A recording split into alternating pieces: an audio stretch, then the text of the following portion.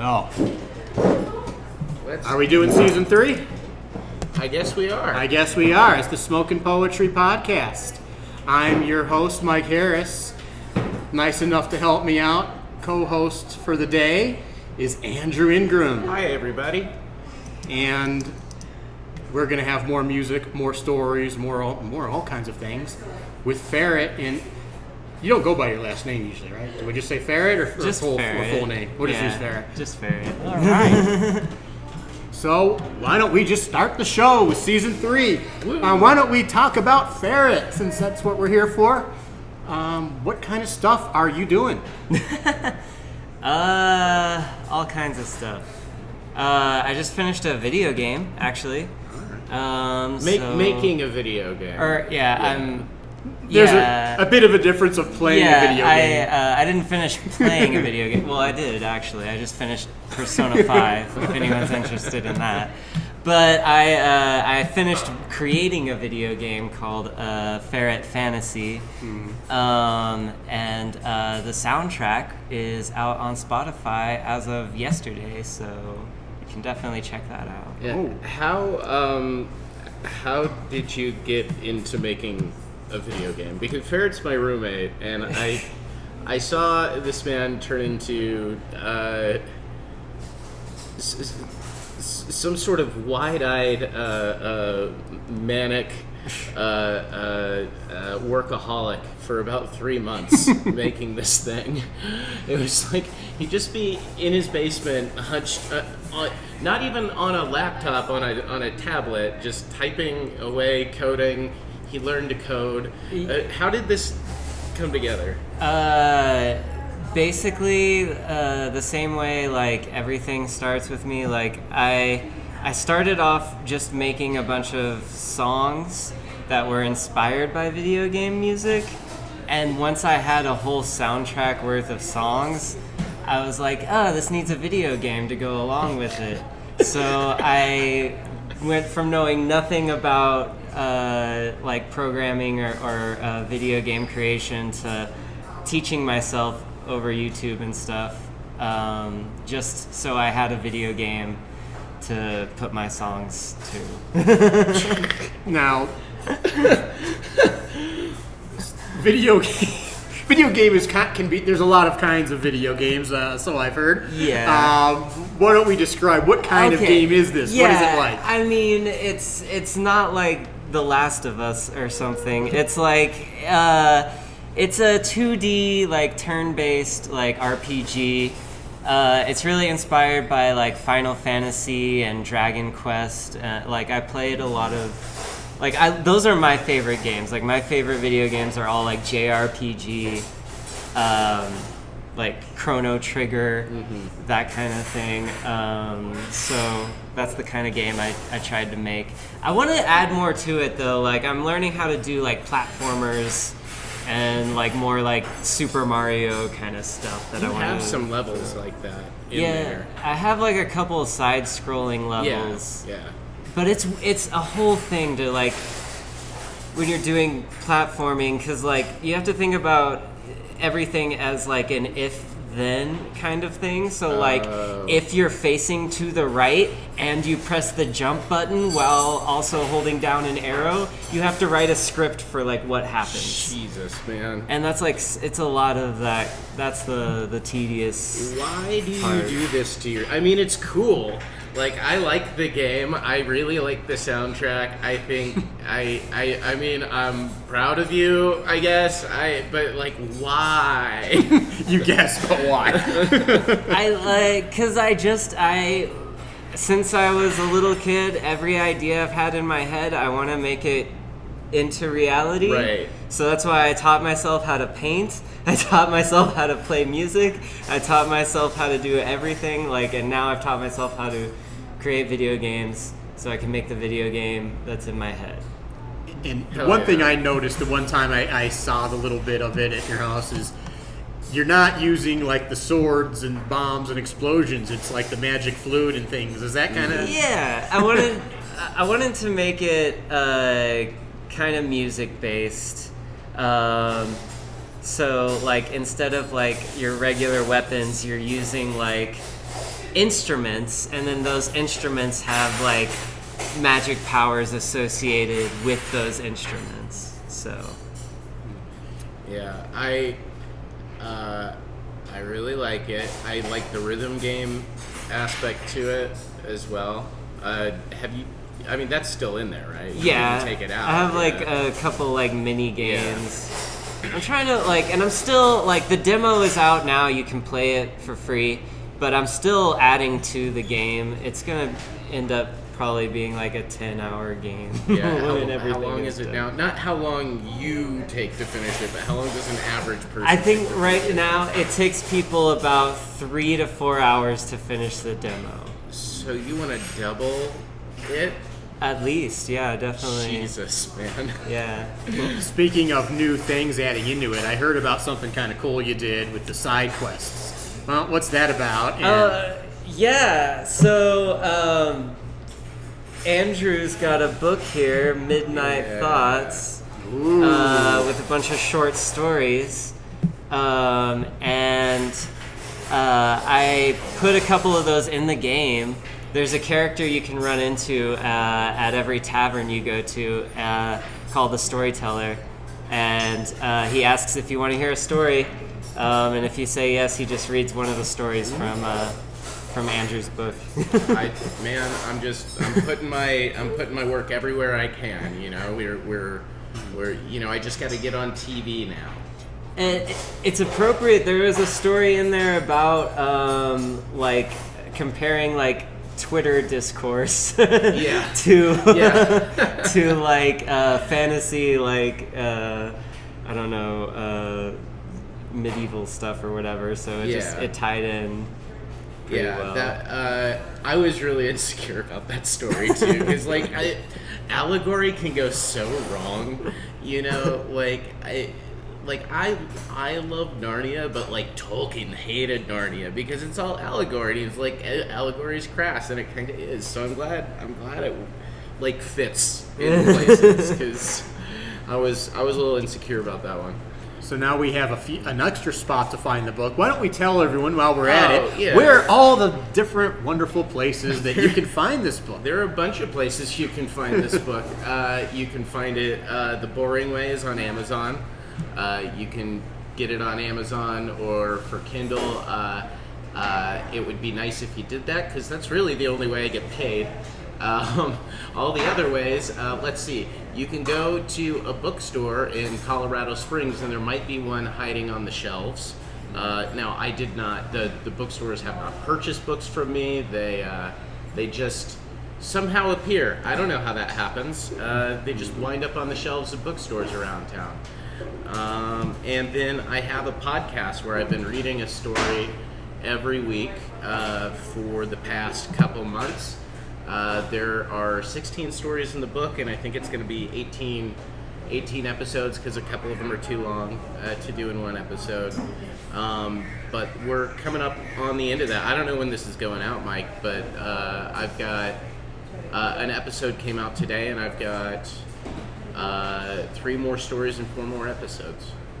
So I'm pretty excited about that. You should check that out at the Midnight Thoughts podcast on Spotify. And if you like that, then go buy my book.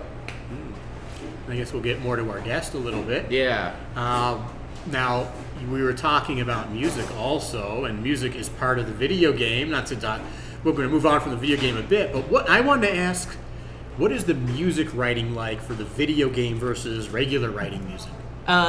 Way more fun, actually. That's why I haven't really written much since I finished the video game soundtrack, because I got to experiment with a lot of like different genres and stuff. And what my favorite way to write songs is to like make a challenge for myself. Like I'd be like, all right, I want this song to sound like a snowball fight. How do I do that? Or like, I need this song to sound I need this song to sound like a parade of mushrooms. Like, okay. And then what does that sound like? I have a theme song for a chicken that I wrote. So like, it's things like that are really like, those inspire me to write weird music, and I took a bunch of crazy approaches that I wouldn't normally take with most of my music. Like, I did a lot of jazzy, chromatic stuff and played outside of the scale and used weird time signatures. And I don't get to do that kind of stuff with, like, the pop songs that I write for the most part. So it was really fun. And also to not have the pressure to have to play those songs live, that helps too. Because usually, like, I spend a lot of time thinking about how I'm going to arrange my songs to be looped. And since I don't have to do that with this soundtrack, you know, I just went for it and, like, added in crazy weird instruments and stuff like that. What kind of instruments do you use for a video game music versus regular stuff? So it has not only, you know, like, acoustic and classical and electric guitar and bass guitar. It has mandolin. I used a banjo in some parts to sound like a sitar. Ooh. I used a melodica, which is like a little, like, piano that you blow into. There's a ocarina I used for some parts of it. And then just, like, all kinds of percussion instruments, like cowbells and sleigh bells and all the other bells. So you must have had to hire a very large band and group of people to help you with all these multiple exactly, instruments, right? Yeah. So if I was gonna, like, loop all that stuff, like, by myself live, it would take like 20 minutes to do one song. Yeah. So, like, I'm glad I was able to do all that kind of stuff in this context, because otherwise I wouldn't have anywhere to, you know, play those songs. Now that you've kind of, like, done this, are you gonna, like, try to shop around for work doing more of it? Like, well, I want to do more instrumental music for sure, and, like, maybe more stuff that I'm not concerned about playing live, that I can just record and put out there. Because I have been listening to, like, all the music I listen to now is, like, soundtrack music, and, like, I want to do more of that. Right. I think you'd be good at writing a soundtrack. Like, you're very good at vibes as a musician. You understand, like, how you. I would say you're a songwriter who understands feeling very well and, like, depicting emotion in songs. So I think you would generally be good at, like, pairing with a visual medium. And I can't wait to talk about the riff. You know my favorite riff that you do. Like, that's what you're talking, like the feeling. When you're saying feel, we're kind of talking about feeling not through words as much as the way something sounds, right? Yeah. And that's why, like, you know, I feel like my lyrics are whatever. They're okay. There are much better lyricists in town for sure. But, like, I think the thing that I really excel at is, you know, writing a song that sounds exactly like it's supposed to. Like, if I want to write a song that sounds resentful, I can do that. Any kind of subtle, kind of weird emotion, right. I can bring that out just through music without words. Like, and I want to be able to do that with anything. Like, that's my ultimate goal as a musician, is to be able to portray these things without words, with just music. How do you express a feeling or an emotion without words through music? It's really complicated. I teach music theory. Like, if you want, you know, we could take some lessons. I'll teach you all about it. You know. Yeah, give us the entire 10-year course in 30 seconds here. Are you doing math, or are you using your guts? Or are you a little bit of both. It's a little bit of both. Yeah, for sure. Because music does have rules. Like, an amateur will tell you they don't. It doesn't. But music does have rules, and you can break those rules, but, like, you've got to know why you're breaking the rules. So, like, and there's a good amount of math involved. Music, like, really does come down to numbers, and, like, there are specific notes that do specific things, and, like, if you understand that, you can portray any kind of emotion through music, you know.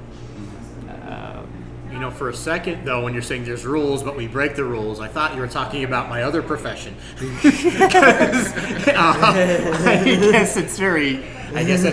guess all things in life are like that to some extent. Yeah. I mean, what's one rule that can't be broken? Like, you break gravity. Every rule can be broken. I'm not saying every rule should be broken. I'm just saying it can be. Well, you're trying to get me some more business for my other job? Yeah, absolutely. All right. Yeah. Don't break any rules that will get you arrested, please. Hey, dear listeners, please commit crimes so you can hire Mike. No. Don't commit crimes, but if you do. So music is that your first like love as far as art? Or, I mean, we talked about a lot of artistic things you do. So yeah, this is just like the story of my, like I get like really, really into something until I know every single thing about it, and then I get bored and I move on to something else. Mm-hmm. And like when I was like a really little kid, I learned how to paint and draw because I really wanted to be an artist, and I even like won a bunch of contests when I was like 9 years old and went to a school specifically to learn how to paint for a while, and then after that I learned I started reading novels, so I was like, I want to be a novelist, so I started writing a whole bunch, and then when I got bored of that, I wanted to be a filmmaker, and then I went to school to learn how to do that for media production and stuff like that. And then while I was in school, I just happened to be in a band that got kind of successful in Houston, and it snowballed from there. I just got into music at that point. So, and now apparently my next thing is going to be video game creation. Who knows? Well, I think the next thing, because I'm looking at the time, I think we should be transitioning into music. So, all right. Speaking of music and instruments, what do we got here? So, I don't normally do a lot of banjo. I just started teaching banjo lessons last week, actually. So I've been getting into banjo a little bit more. I happen to have it on me today because I came here from work. But I can do a little bluegrass number, I guess. I think I'm gonna do like kind of a little medley of bluegrass songs, maybe. But yeah, I want to. I wish I was a little bit faster on the banjo, but I'm getting there. Let's see. Sure, faster than us.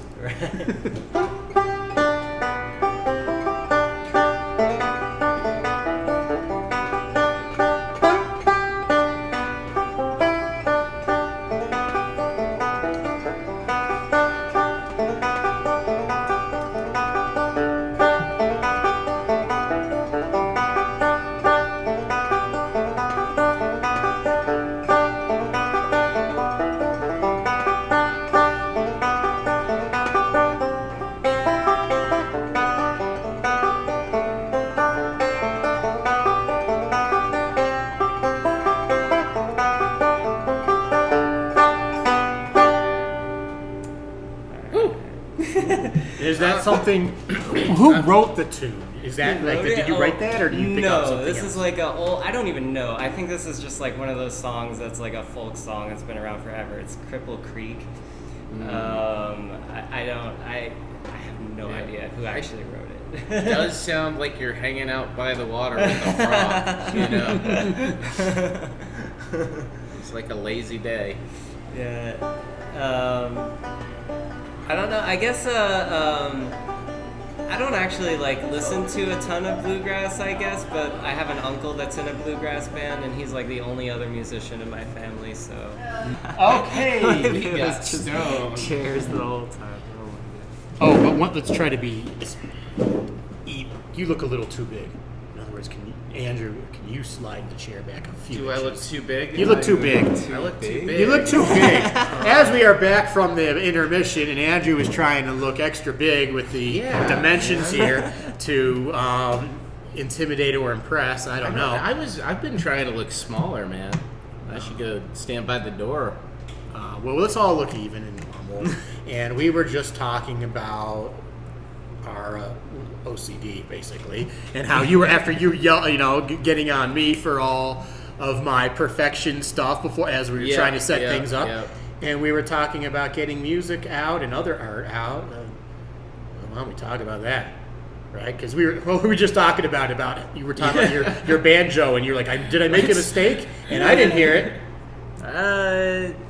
Yeah, I don't know. I might have made a mistake or two, but but I don't know. Yeah, I try not to be too much of a perfectionist, actually, because I'm aware of the tendency to do that kind of stuff. Mm-hmm. So anytime like I am working on something, I try to see it to completion like as quickly as possible. And that's how I'm able to put stuff out, because otherwise, like, I could just spend like 5 years trying to perfect one song, and I never would. Like, but yeah, that's why if you look on my Spotify, I have a lot of stuff on there, and that's only a fraction of the music that I've actually written or like released under other acts or whatever. Like, I do a lot of music. Yeah, I write a lot. And one thing, I said something the other day at an open mic, because I did my little thing, and I remember I made a couple mistakes, and I said, I made a couple mistakes, and none of you guys noticed. Yep. I think we should play a game and say, find the mistakes in Andrew's book, because I don't think there are any. God. I don't think there are any. There's so many. Which no one will find. No, they do. They do. There's also a bunch of good stuff in there. And like my mantra for the past couple of years has really just been perfect's the enemy of good. Mm-hmm. Yes.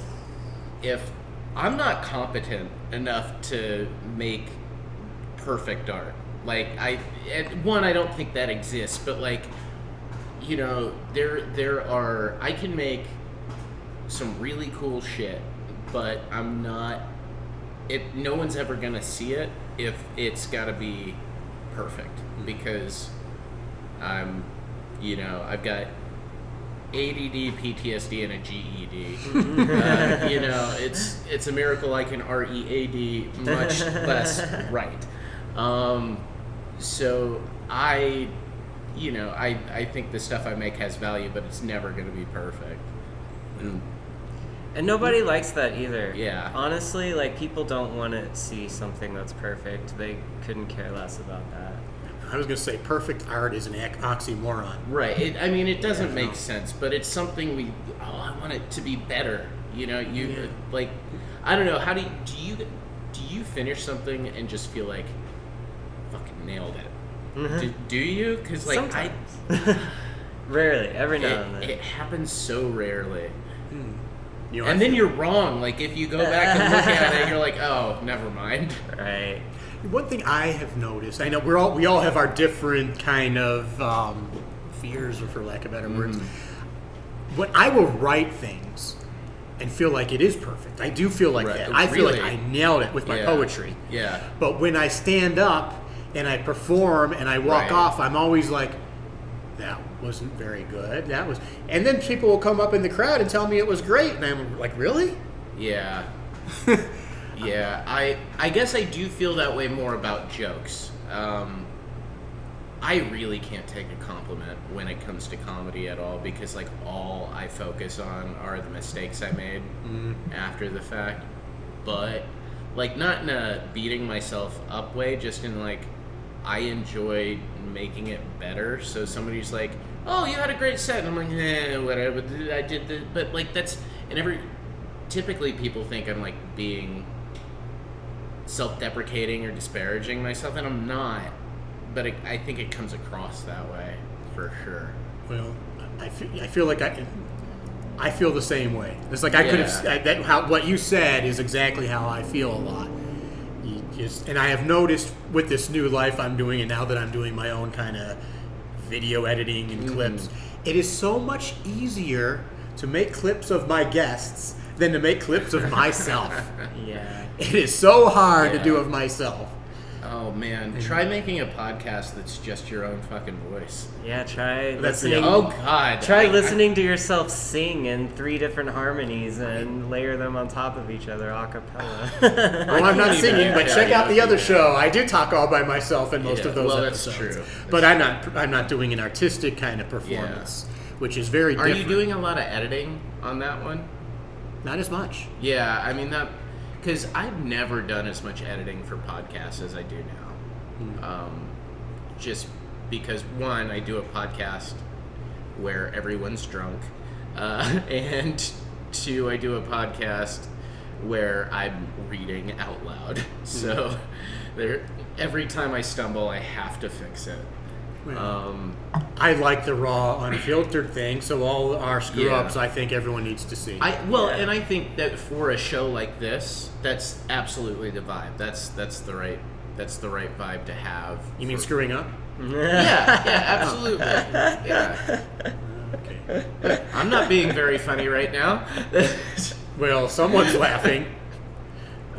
Speaking of someone's laughing, we should talk a little more about the someone laughing. Oh, he stopped laughing. But we were talking about so many things and writing music, and I always love to talk about writing because I'm fascinated about how so many brilliant people have completely different styles about how they do it. So, you written any songs yet? Yeah, I've written a lot of songs. I think even with the way that people hear music, they usually hear it either like lyrics first or music first, and I think that's the same way with how people write music. Some people write their songs a little bit more based around like what the lyrics are or whatever. But like Andrew was saying, I'm more of a vibe person. So when I write a song, like I start with the music, I create the vibe, and then I kind of like try to do the lyrics after that.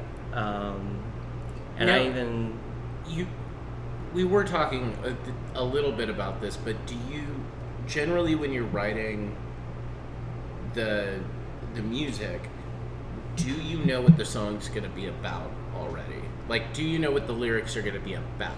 Most of the time, no. Okay. And most of the time, like, the first lyrics that I write aren't the ones that I stick with. Mm-hmm. I'm more or less trying to find, like, the right sound. Right, the syllables and... It's like that... Yesterday by the Beatles started off as like scrambled eggs or whatever. It's like scrambled eggs. So it's that's the same approach that I take to writing lyrics. Right. The song is done. I'm just trying to like hum something on top of it that sounds good, and then words kind of come after that. It is like you'll hear snippets of that on Beatles albums. They'll have parts where it's like. What song is it? Get Back. In another part of the album, they're like humming the practice version. Yeah. I love shit. I feel like that's just what Nirvana did. They just never took a second pass, you know? Every alternative rock band in the 90s did that. Look at the lyrics to any song. Try and decipher the lyrics to one Pearl Jam song. I've never been able to decipher a lyric from a Pearl Jam song. Exactly. So. Really, because I'm a lyric guy, and I kind of see that stuff. And some of their music, or their lyrics, I very much relate to. So I guess we all... For sure. Yeah, but like... The ones that you can understand are pretty... Yeah. If no one told me that Jeremy was about a school shooter, there's no way I would get that. And we're back again. Yes, back from the intermission, and as I always say, the best stuff is off camera. I think we need to do some rapid-fire jokes to make up for all the great stuff. Rapid-fire jokes. All the stuff we just did in the so halftime. Much pressure. What were you guys just laughing at? Knock, knock. What were you laughing at? That was a knock joke. It was something else. What were you laughing at? What were you laughing at? Well, I step back. I step over to the other side. I come back. Faerret is laughing hysterically. I'm like, this should be on the show. What was it?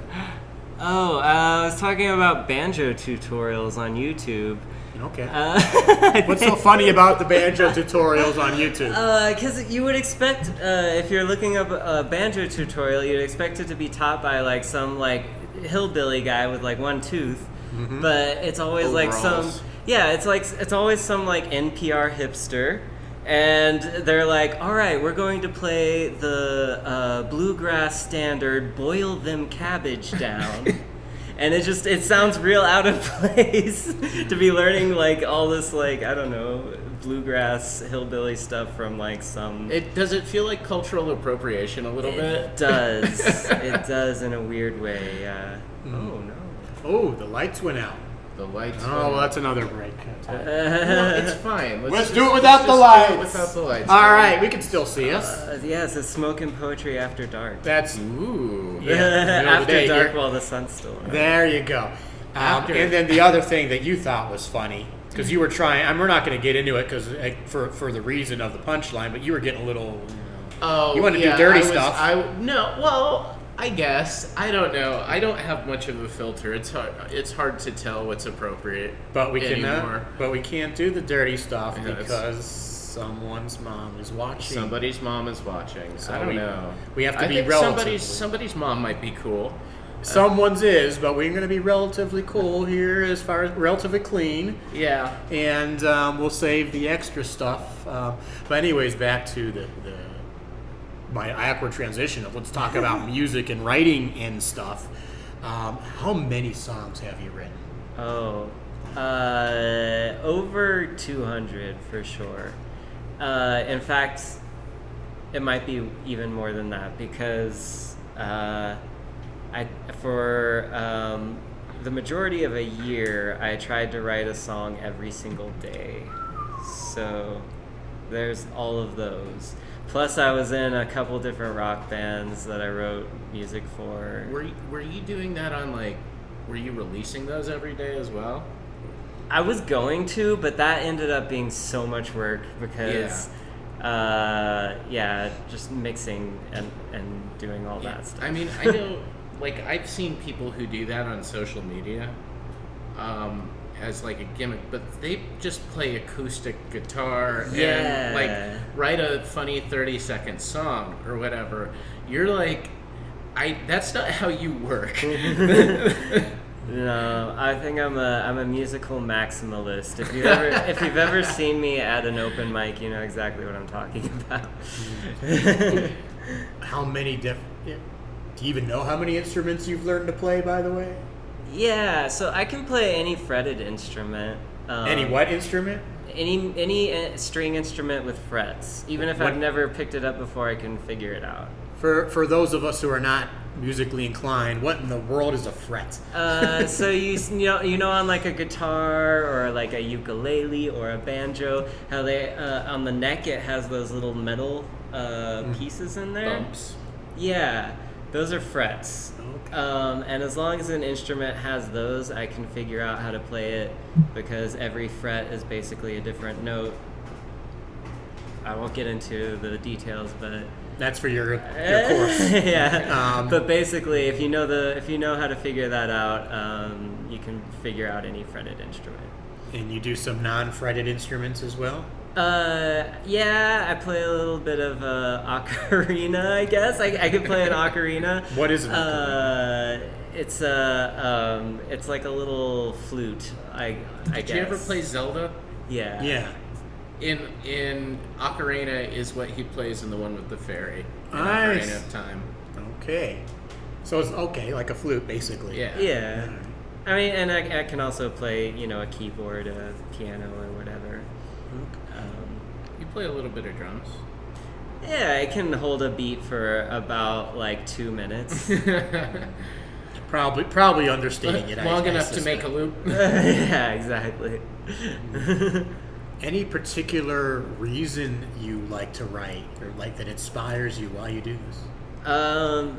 Well, like the same thing that inspires me to do like anything artistic. It's just like if I have a vision in my head, I will go to the ends of the earth to try to figure out how to make that vision come to life. And like I was explaining to you off mic earlier, I was saying, like, imagine a mariachi band in your head. Imagine what that sounds like. Now, how would you make that song? What chords would you use? What rhythm are you doing it in? What key is it in? What's the tempo? Like, and knowing how to identify all that stuff and actually do it, like, that's the thing that inspires me.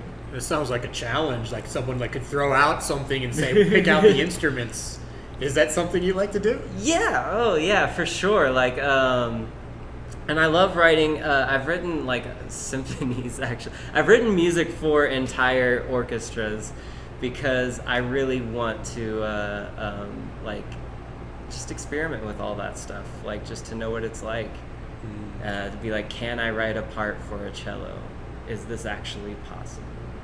And this is a great idea to get some audience participation. Send Faerret your tunes and ask him to pick out the instruments and see if he can do it. It's like Faerret's like, man, that sounds like a lot of work. Well, I'm not guaranteeing he's going to respond to you, but maybe it might be interesting. So we're also talking about transitioning, where we can showcase some different kinds of music. Yeah. So do we want to talk about anything else here before the transition to the other location? Should I read a story? Like, Okay. Should I do a short one? Let's do a Go little for it, Andrew short story. Give you a little extra bonus. Mike, which one should I do? I like the Bourne one. The what? Oh, is that too long though? The which That's one? too. Is that the before you? I forgot the No, the title. before- You should before do you the, were born. do the Twitter one. The Okay. the Oh land. man, the one I'm most insecure about. Yes, the one that where everyone else is Okay. going to say is great. Find the mistakes right. if you can. I Yeah, dare you. exactly. Well, it's not so much. See, the mistakes are the mistakes. This I'm just not sure this is a good story. That's not true. I think it's good. It's just anyway. The land. A rotund woman in a flower-splattered apron sat on the porch of the Book Inn, crying softly. "What's going on?" I asked. "War," she said sorrowfully. "Why?" She sighed. "Everyone thinks their lot is unfair. Me, I just want to make my pies and sell them. But we're all swept up in this awful conflict now." "Really?" I said. "Wait, I have to pick a side too? Who do I pick?"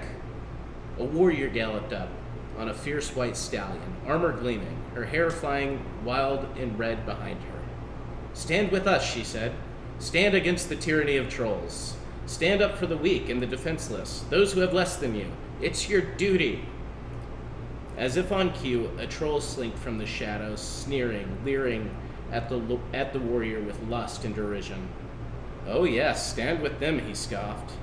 "We only built this land, we only made it rich, and now the self-righteous would see us punished for every perceived slight in liberty." The warrior drew herself up in indignation, eyes flashing with anger and virtue. "Your kind act persecuted, but still hold all the power, vile though you may be." A jester somersaulted from inside the inn between the arguing pair, tweaking the troll's nose and blowing a raspberry in the warrior's direction. "It's all meaningless," he said. "Why fight? We're all food for worms, after all. Just have a laugh with me instead."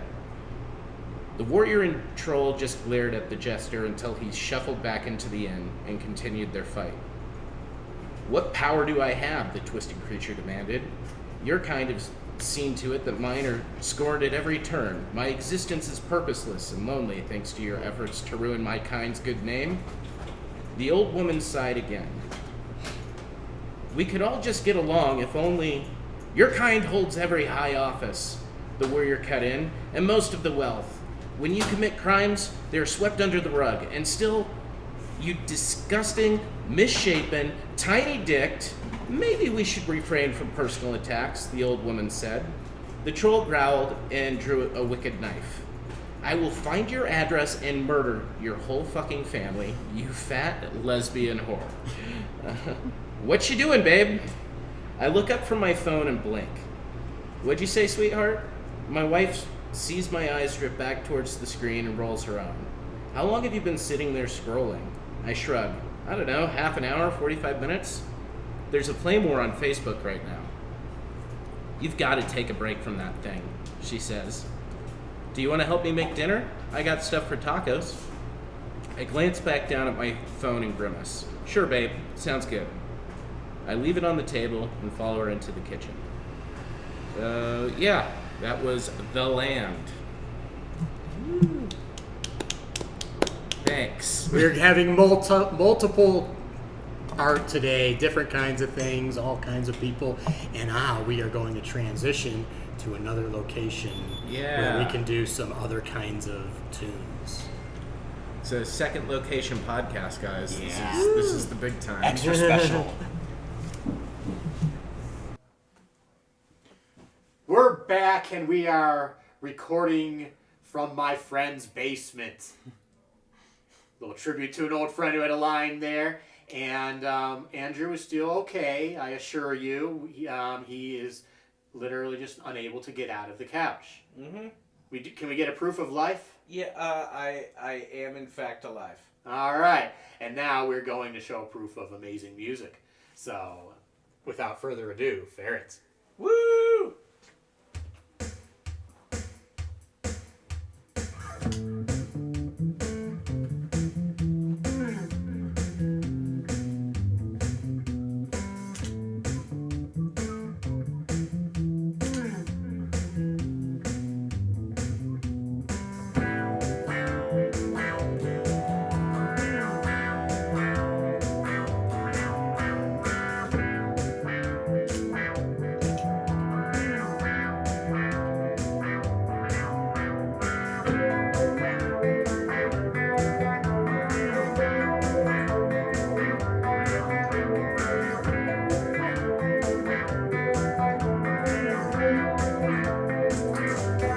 I know it's you.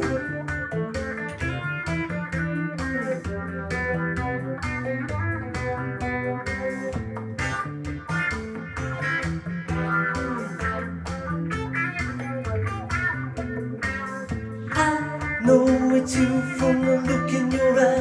When you're pinching me so tight, it feels like I could die. Your affection, it's a lesson in aggression and violence. Jealous desperation that you can't deny. Oh, I know better than to make assumptions over whatever you're going through. And it's clear that we were already on a decline. Ooh, baby, it's just a matter of resentment.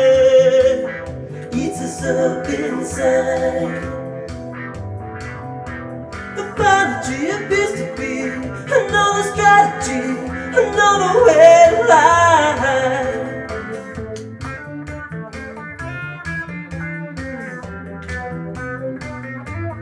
I know it's you.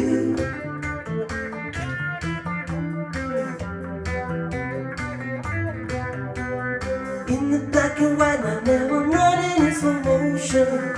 Shape of your shadow is steadily approaching. Oh, every time I trip over the feelings I let slip, feeling so shallow but drowning in the ocean. Resentment eats us up inside.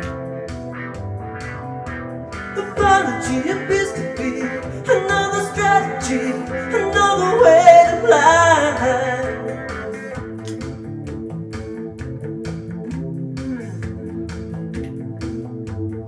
I know it's you.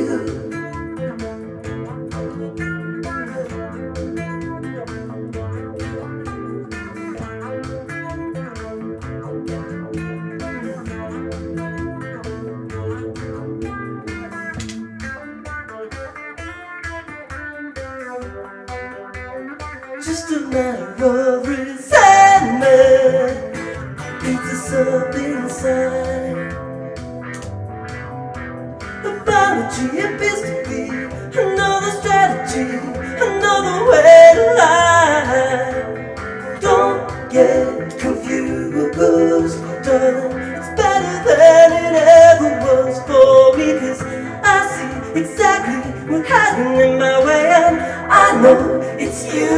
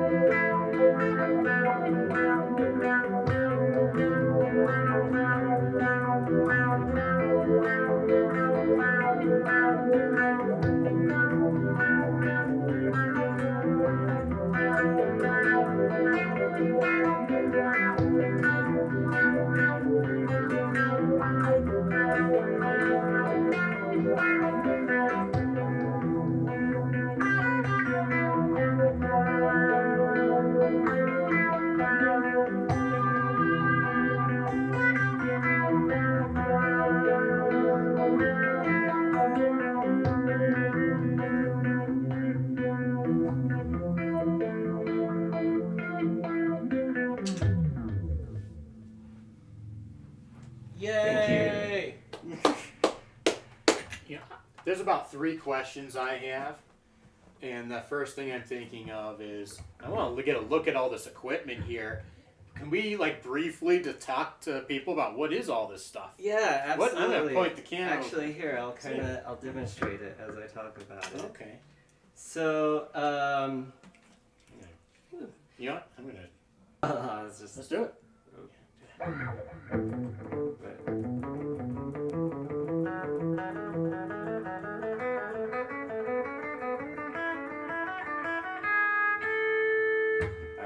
So yeah, what is all this equipment here? Let's do a little demonstration because your setup's a little different than the average artist. Yeah, I guess.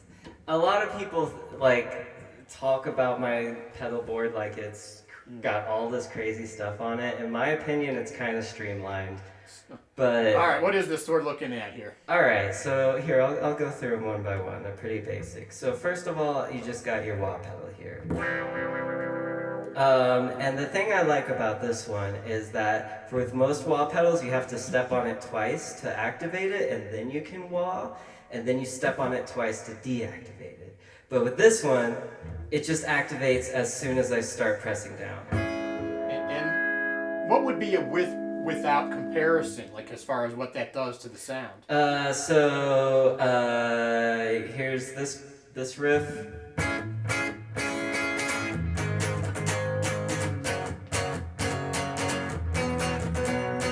That's without the wah pedal. Here's that same riff with the wah pedal.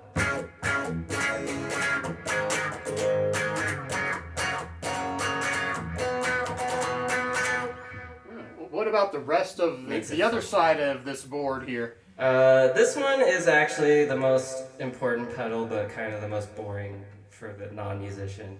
It just compresses everything. It makes everything the same volume. And that's really important because I loop stuff. So I have multiple guitar parts playing at the same time. So in order to make sure you can hear everything, I have to use that pedal. Then I have my noise reducer, which is really important because without it, you hear all of this. And then with it, wait, there we go. Oh. Yeah. And then here's one of my favorites, the phaser.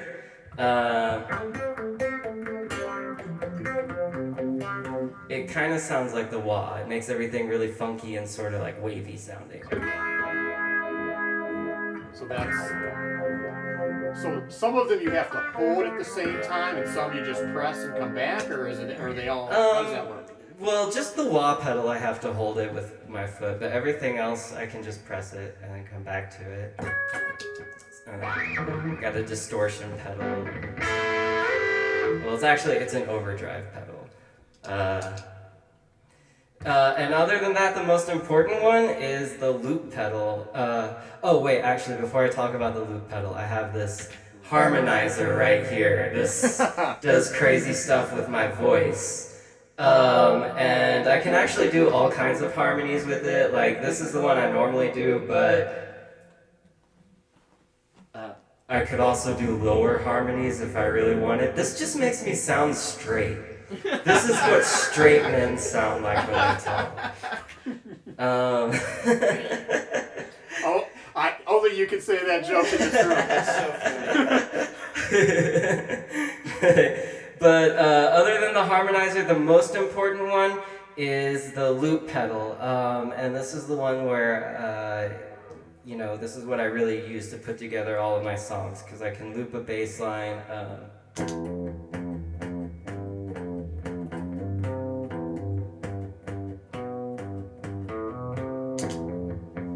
And it just keeps going. And then I can do my other stuff on top of that.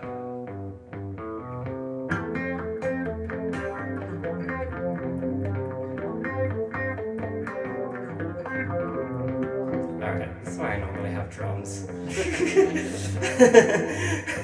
So when you're like recording a song, you're basically recording multiple times to get all these different instruments on your own, basically? Wait, what do you mean? Well, and in other words, you're not recording with an entire band, so you don't have Right. one shot with the bass, the drums, the lead guitar, the rhythm guitar. How does that work for you? Yeah. I don't know. I like it this way. I feel like I have more control. I'm kind of a control freak when it comes to some things. So I want to be able to do the same things the whole band does, but just by myself. And I've kind of just made a thing out of being really efficient with it. I think that's the thing. I'm just really efficient about looping all this stuff. So when you say looping, you're recording like different tracks, Yeah. guitar, or Yeah, how's that work? I'm recording different stuff on top of each other at the same time. I'm just using one pedal for that. That's just my loop pedal over here. Yeah. How many tracks can you have? As many as I want. I could have an infinite number of tracks, and I think this loop pedal records for like 30 minutes, so I could literally just do anything with it. Plus, there's cool stuff on here, like, hold on a second. I can slow stuff down. I can also speed it up.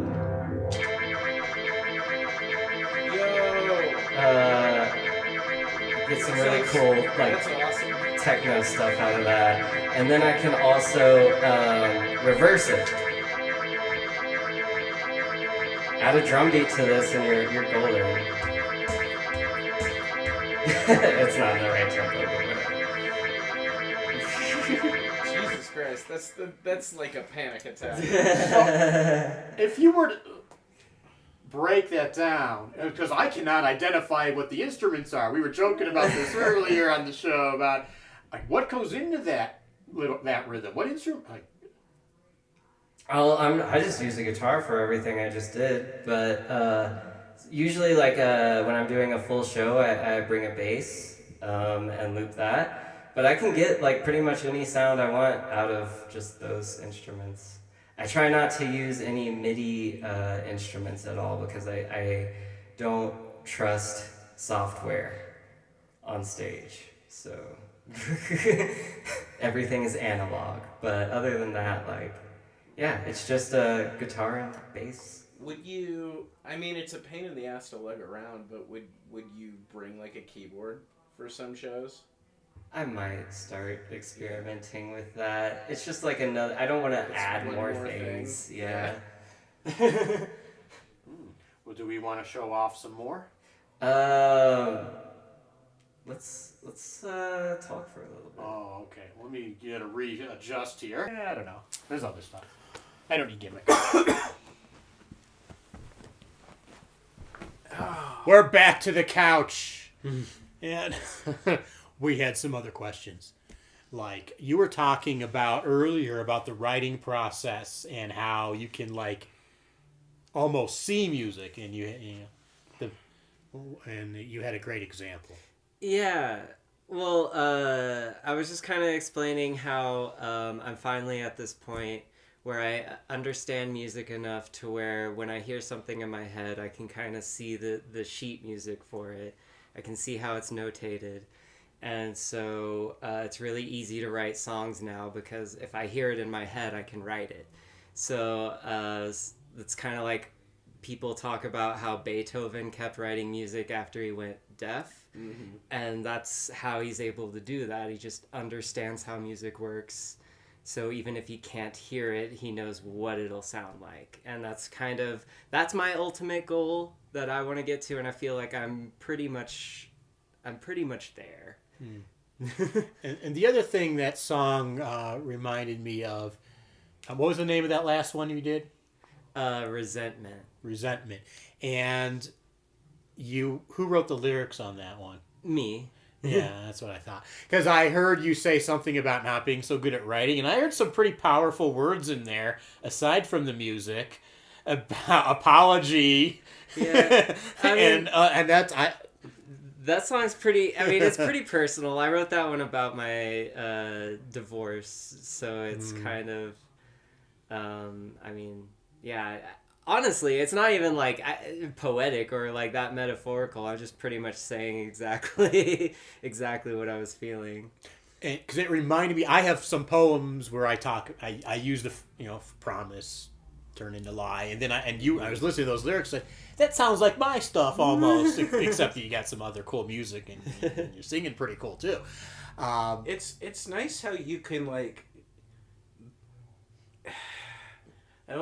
This sounds wrong. I don't mean this as a dick. You can kind of be an asshole, I know where I need to stop swearing. You can kind of be a jerk in song lyrics or in poetry in a way, like, you can be a jerk in comedy, but, like, I could not tell a joke about being resentful like that. I could tell a joke about being petty, but, like, it would be hard to, my medium would be hard to have a conversation like that in. That's a great point. I say if I were to say you lied to me, that would sound very rude and so. But I have a feeling you could sing a song and say your promises or something, and we would say, "Oh, that sounds so beautiful."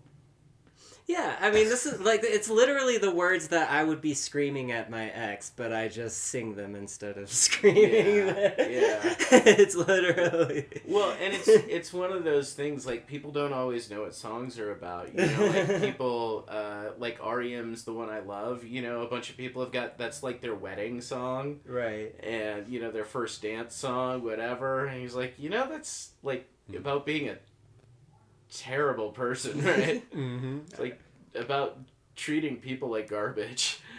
Like how politicians on the wrong side misuse "Rocket in the Free World" all the time. Oh yeah, We just take a lyric and we forget what's the entire thing about. Right. Let's just talk about Neil Young for the rest of the podcast. We could. Speaking of which, what are your influences regarding music writing? Really, I have a lot of, my influences are all over the place. Like, if you knew, like, what I was listening to more than any, like, the most, you'd probably be really surprised. Like, because probably the band that I've listened to more than anything, like, religiously, is the Smashing Pumpkins. Mm-hmm. Not overly shocked. I mean, there is a similarity to you and Billy Corgan's playing a little bit. For sure. I love the way he plays guitar.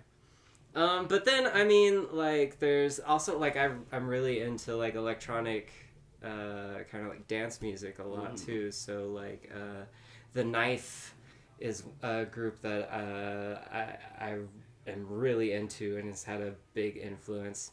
And I kind of actually started getting into looping because of, I hate to say it now, but because of Grimes. What? Funny. What do you mean? What do you mean? Grimes, Elon Musk's ex-wife, I guess. She's a musician, and she kind of does something similar to what I do, but without, guitars, basically. Yeah, she just does beats. Yeah. Samples and stuff. Have you listened to John's stuff, Buenos? A little bit, yeah. Yeah, he's pretty good at it. I don't think he loops. Or, I mean, he does loop, but I don't...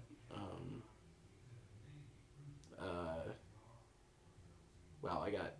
No, of course he loops. What am I talking about? Yeah. But I really like his stuff.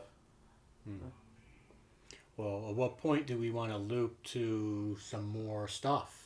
Some more show-off stuff? We can get into that now. All right. Actually, hold on. I want to talk about one more thing. Okay. Since you brought up influences, I want to talk about recent influences. Like, Smashing Pumpkins and Grimes are things that I used to listen to a lot. Mm-hmm. What I'm listening to right now is soundtracks for video games.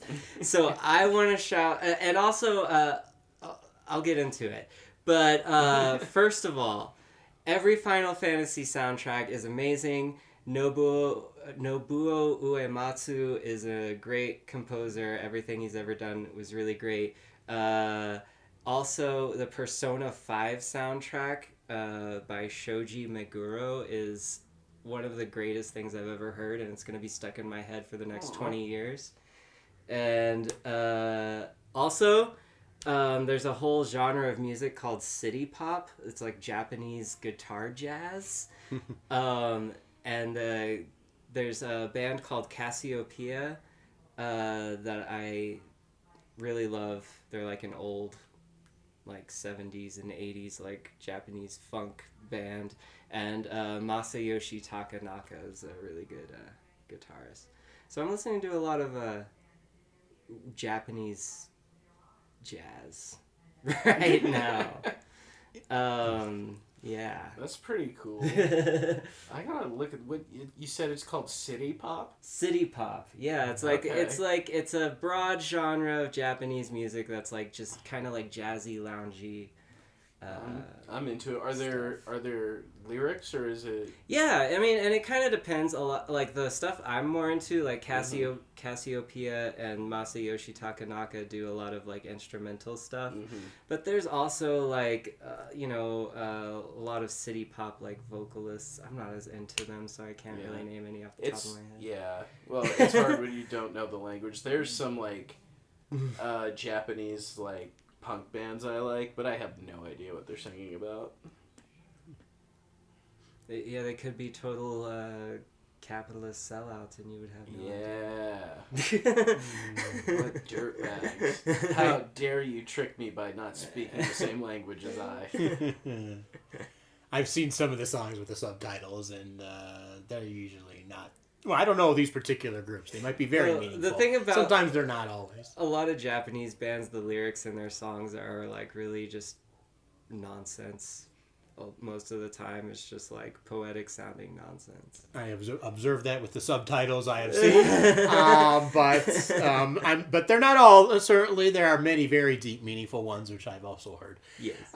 But I guess I often comment about American pop music. If you listen to the lyrics on some of these things, I wonder, and I hear you and my other friends and who don't think they can write lyrics, and I listen to these lyrics, and I'm like, wow. And that one you just did is pretty amazing. Those words in there, it's beyond the music. So we have some other stuff we were going to get to now. I like to, we were talking about looping back to the music. Yeah. Let's do some more. All right. See, now I'm just trying to write a joke about being resentful. It's all nasty. Yeah. I'm going to start booing. I'm going to start hissing and throwing rotten tomatoes. You better.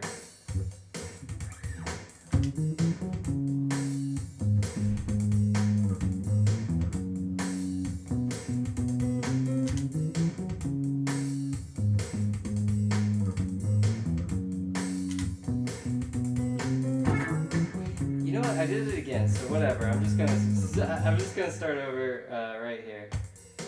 Okay. Jesus Christ. Here we go. Jesus Christ is the cue. This is where we cut.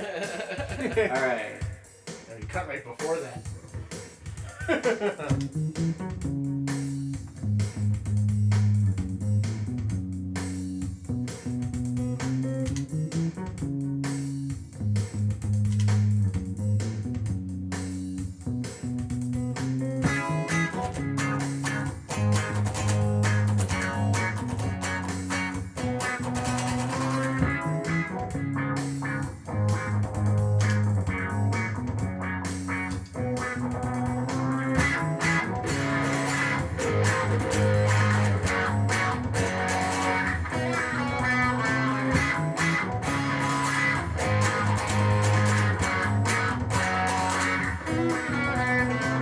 Undercover,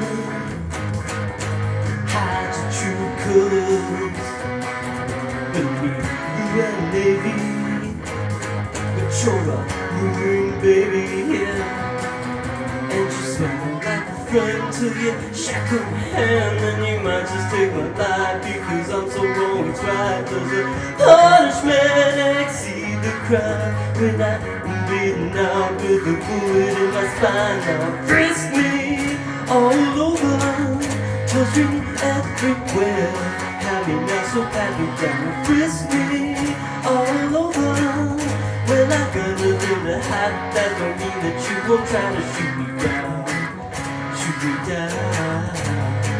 Please damage.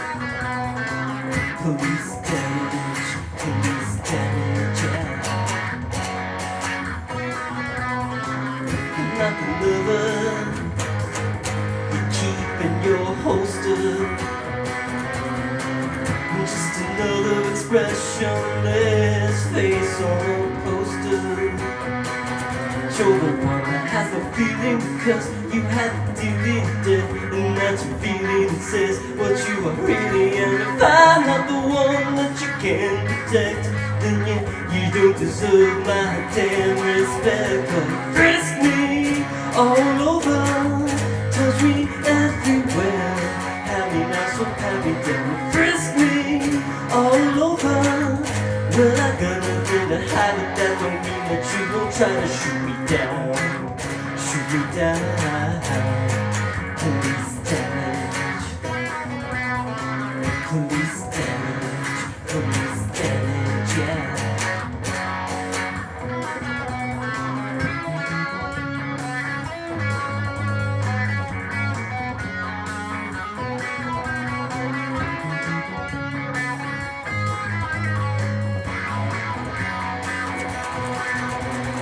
Frisk me all over, touch me everywhere, have me next, so have me down. Frisk me all over.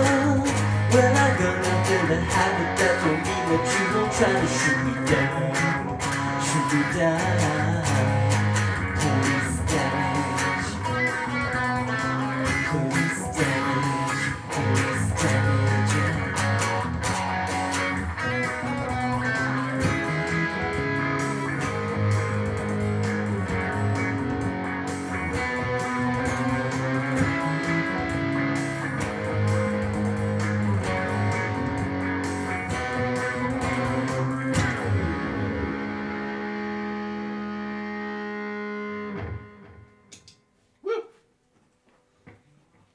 Alright. Wow. I definitely made some mistakes in that one, but... And I noticed we were talking about this. We always say, "Oh, there's been some mistakes," and again, I didn't. Did you see? Did you hear the mistakes? I didn't know. I did not hear the mistakes. If you heard the mistakes, audience, please point them out. And no, you cannot hear them, so you're already full of it if you pointed something out. I already Please, know that. if you see me in public, let that be the first thing you say to me. You can't find them. You can make it up. You can't do it. Where can we find you, by the way? Where are all the places where we can find you, your music, your games? You know, the side of the road holding a cardboard sign? No, I'm going to be... look me up on Spotify, first of all. Faerret is spelled Faerret. Obviously, you can probably see that if you're watching this, but everyone spells it wrong. So, yeah, it's Faerret. And also, check out my game Faerret Fantasy. It's at faerret.itch.io, and you can play it. You can play the demo for free. It's totally free and out now.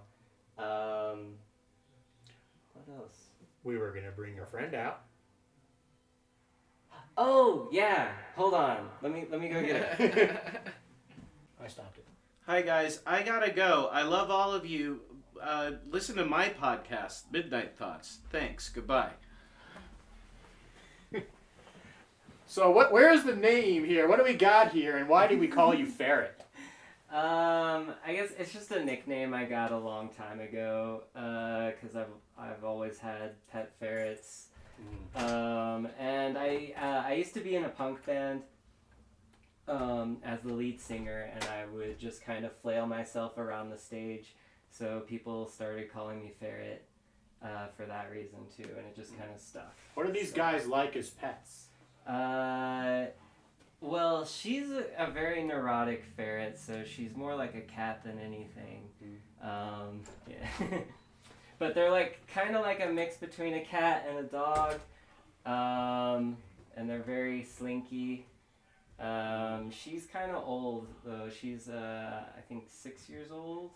How old do they live generally? I think usually like about 7 to 10 years.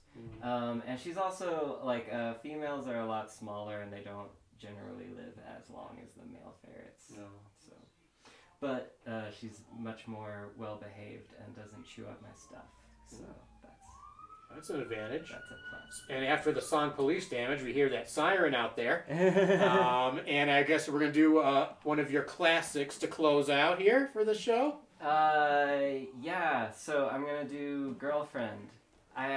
This is a song I don't have a recording of, but you can hear it. Well, we're going to now.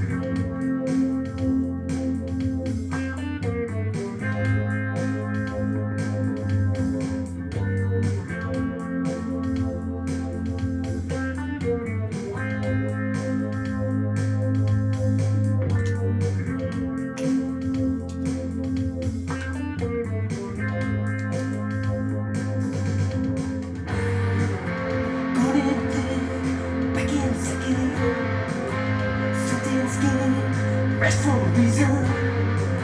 Pulls up in our arms, cause cats within fear. Boom, making in his sleep. The same sad sins belongs in my jaw. The lust is after us, the usual freak show. Makes us go calm, but he dies with a whisper. Fingers ain't really something that you can learn. Now girlfriend, don't feel like a girlfriend. Lover, damn I'll be your lover. Girlfriend, don't feel like a girlfriend. Lover, be your lover. Touche, touche. Yes, I am wet. She's just a ripple in my lane. The sea just fast to a breathing. How long this will rotate? Those who used to pass by and think they're acting a liar. Well, fuck the you don't even taste much better. Came back singing till the morning. I muscled in for hours, did to hold it. Then shriveled to let his thoughts race through. Fucking me for fucking you, for fucking you. Now girlfriend, don't feel like a girlfriend. Lover, damn I'll be your lover. Girlfriend, don't feel like a girlfriend. Lover, then I'll be your lover. Touche, touche. Girlfriend, oh no, oh no. Lover,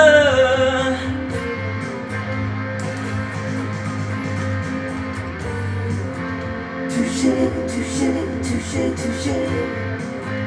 Touche, touche, touche, touche. Touche, touche, touche, touche. Baby, baby, baby.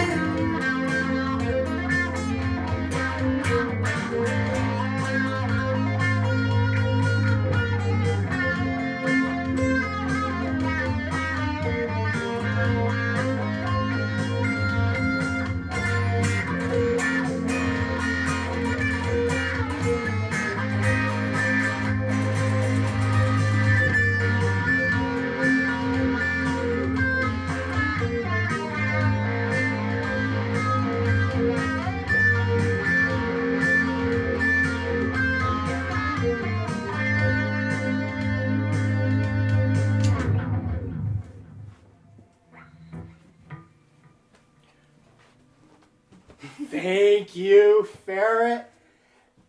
That was amazing, and thank you all for checking out the Smokin' Poetry podcast. We're going to keep going. So please send me any requests, suggestions, comments, all that stuff. Like, subscribe. And by the way, if anyone's looking to book you, how long does it take you to set up this stuff? It only takes me about like less than 3 minutes. It takes me like maybe 2 minutes to set everything up. I know my pedal board looks intimidating, but like I've got this streamlined. So let's get some more shows for Faerret. Check out all the great music on Spotify, YouTube. You're on YouTube also, right? Yeah, also on YouTube. It's hard to look me up on YouTube because it keeps wanting to show you Faerret videos, but you know. Well, follow me, and then we'll give you the link to follow Faerret. And see you next time on Smokin' Poetry Podcast. Woo! Ending is always awkward. Right. That works.